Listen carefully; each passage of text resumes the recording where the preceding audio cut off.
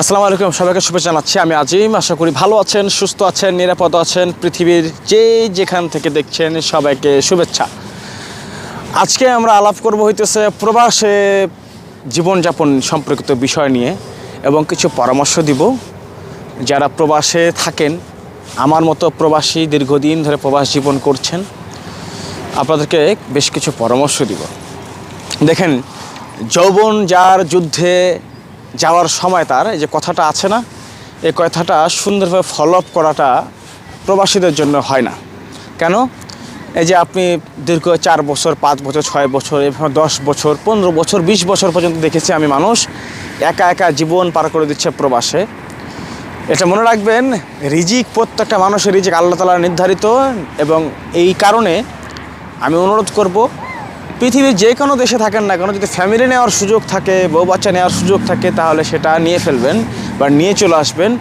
অন্তত ভালো থাকতে পারবেন।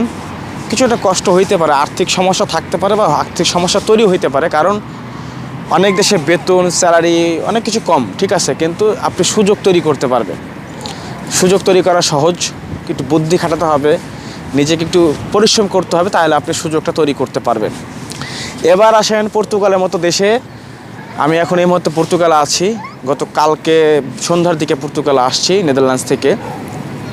তো পর্তুগালে দেখেন, এয়ারপোর্টে প্রতিনিয়ত বাংলাদেশে ঢুকতেছে, আসছে যাচ্ছে, তাই না? এখানে বেতন কত? খুবই কম, স্যালারিটা খুবই কম। আপনি সব মিলে ধরেন 900 ইউরো আপনার কাছে রাখতে পারবেন, মানে বেতন পাবেন।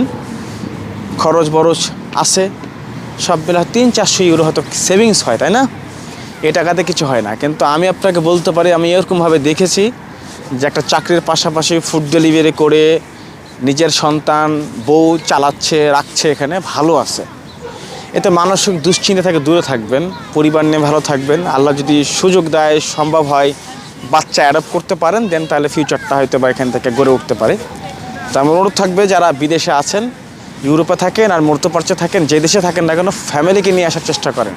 এবং একটা মজার বিষয়, মধ্যপ্রাচ্য থেকে যারা আছেন বা সিঙ্গাপুরে, মালয়েশিয়া যারা আছেন, ফ্যামিলি নিয়ে থাকলে, ফ্যামিলি নিয়ে যদি আপনি ইউরোপে মুভ করতে চান, ট্যুরিস্ট ভিসা খুব সহজে ইজি হয়ে যায়।